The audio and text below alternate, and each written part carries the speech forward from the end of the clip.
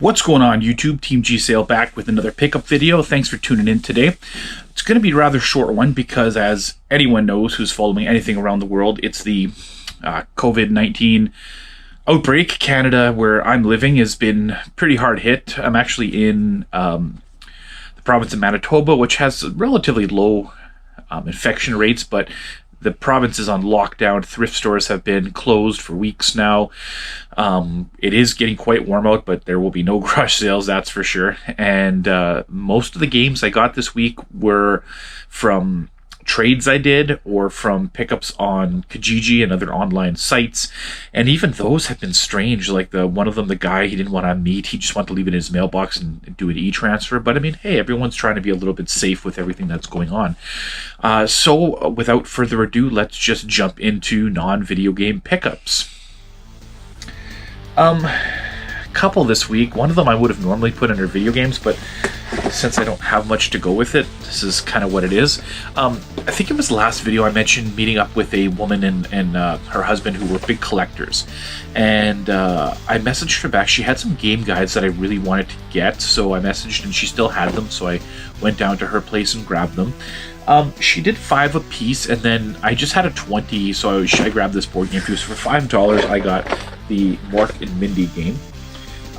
Again, Mork and Mindy is well before my time. I'm looking for the date on the back here, but it's actually all in French. So 1979, so 3 years before I was born. So not a TV show I have much familiarity with, but again, it's a pop culture board game.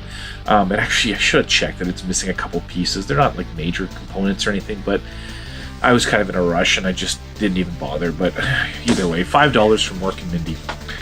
The 3 game guides I got, they were $5 a piece. The first one was Mario Party 5. It's the Prima's official strategy guide. It's actually in very good condition. Like, I would classify this as mint condition. So for $5 I grabbed that. Might resell it, but I'm not sure if I can get 10 for it. If not, I'll just keep it. The next one's an official Nintendo one, and this is Mario Kart Double Dash. Again, $5 seemed like a fair price. I would, again, classify this one in mint condition. And the last one is the Pokemon Fire Red and Leaf Green strategy guide. It's got a little crease. It's hard to see, but right down the middle. But otherwise, it's in relatively good shape. These I usually have no problem selling for 10 or 15 bucks. But either way, I'll keep them for now. Guys, that's it for non-video game pickups this week. Everything else I have is under video game pickups, so let's just jump right into those. The first one was kind of a strange one. There was an auction in one of the Facebook groups that I run. I run a Facebook group called Video Game Auctions Winnipeg, and if you are VGAW, if you ever want to check it out, we have, I think, almost 9,000 members. It's one of the largest gaming groups in Winnipeg. I believe it is the largest. It's been slow. It used to be a site that or a group that was really active, but the interest in retro games, I think, has slowed in general. But someone had an auction on there, and they had Mario Kart for the Wii U and Mario Party 10 for the Wii U. Starting bid was $15. I threw one in, just kind of for whatever, and I ended up winning it. So I ended up picking up Mario Party 10 for the Wii U for $15. It doesn't have the manual, and again, a lot of these Wii games didn't come with manuals, so I'm not sure if it's supposed to have it or not. But for $15, whatever, I think it goes for 20 or 25, so I mean, I'll just add it to the collection. Next up, I'm down to sort of my final 8 or 9 Super Nintendo games that I want to really beef up my, finish off my collection, and I thought I had all the games I wanted, but I really went through the collection list and looked, and there's a few titles I'd still like to get. ActRaiser being one of my favorites as a kid, I'd like to get back in the collection. Virtual Bart, another one I really enjoyed as a kid, and Killer Instinct. Surprisingly, I don't have that one in my collection. There's a few others, but those are the main ones, and this one was on that list, and I've wanted it for a long time, and a member of the group had it for sale. It was $15, again, a little more than I like to spend, but I don't see this game very often, and I was happy to get it. So, Uniracers for the Super Nintendo. I had a lot of fun with Uniracers when I was a kid. I'm going to play it again and see if it was all nostalgia or if it actually was that does hold up. So we'll see how it goes. But again, more than I like to spend this week. But I think the problem is because I'm not thrifting and I'm not going to garage sales or anything, I find I'm just willing to pay a bit more, I guess. I don't know, because there's no other options. Guy in Kijiji was selling this game for $5. I picked it up. This is Namco Museum for the Nintendo 64. We met up, and I picked this one off of him. And the label has a little bit of damage on it. It's not horrible, but it's not great. But for $5, I'll add it to the collection. Another Kijiji sale. This guy had both of these games for sale. It was I got them for $10. One was $7, one was $3. This is the guy who wanted it in his mailbox, and it was perfect. We never had any interaction. I guess that's good for, the whole COVID thing. The first one is Airlock, the Atari 2600. This game he had at $3. Label is mint condition. And the one he had at $7, I've never seen it before. It's one of the Zeller's games. Zeller's games, they didn't have the actual game name on the cover, so sometimes when you see pictures, you're like, what is that? Because they had it on the side, and that one is Laser Volley for the Atari 2600. And I'm not sure where the laser comes from, but you see like a helicopter on the front, a plane. But I'll have to try it out. That's that for that. You can tell I'm a little tired today.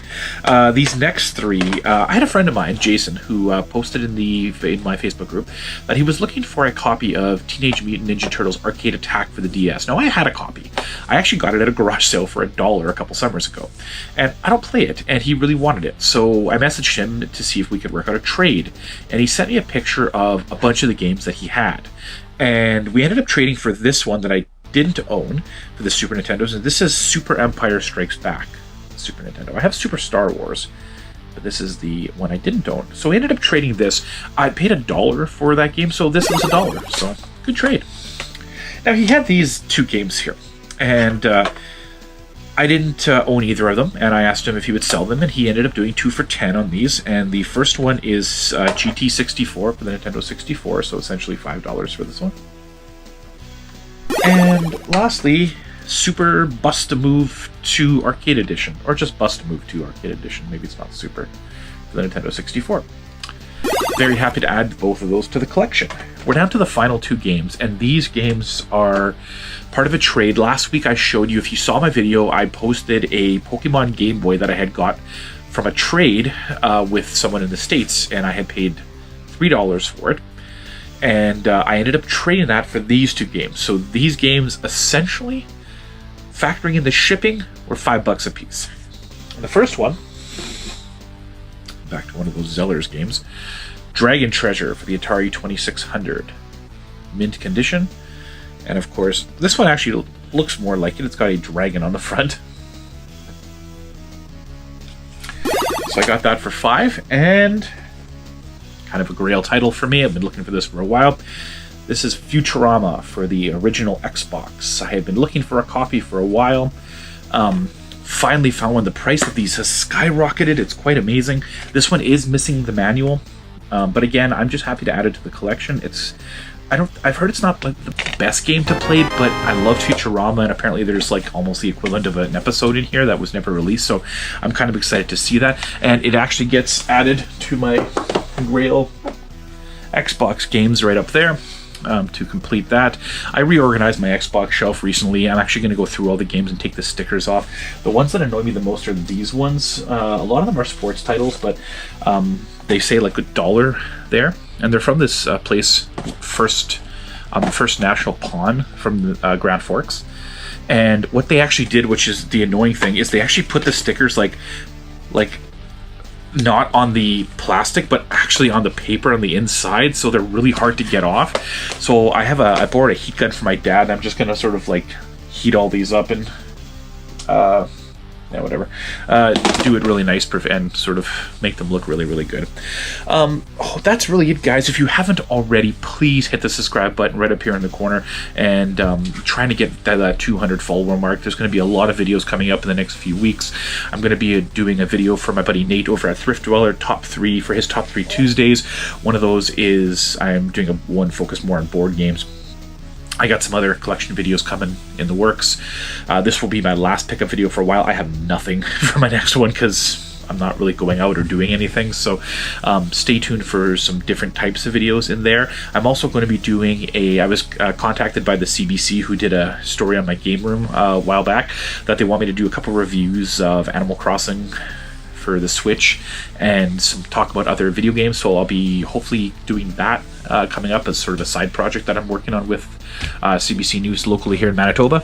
Pretty excited about that, and doing a lot of game playing. The games I was playing this week, I focused on Atari and NES, so I played Pitfall, Gremlins, and Survival Run for the Atari 2600, and the three I've been focusing on for the NES this week is Gunsmoke, Heavy Barrel, and Hudson Hawk were the three that I was playing. So put a comment below. What are you guys playing now that you're on quarantine lockdown like I am? Are you guys playing any games? What's going on with you? And again, feel free to put a comment below and hit the like button if you liked anything you saw here today. Once again, guys, don't want to keep this going any longer.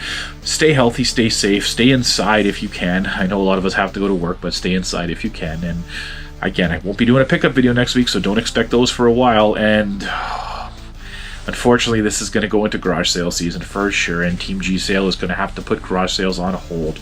But either way, thanks for tuning in. We'll talk to you soon. Bye now.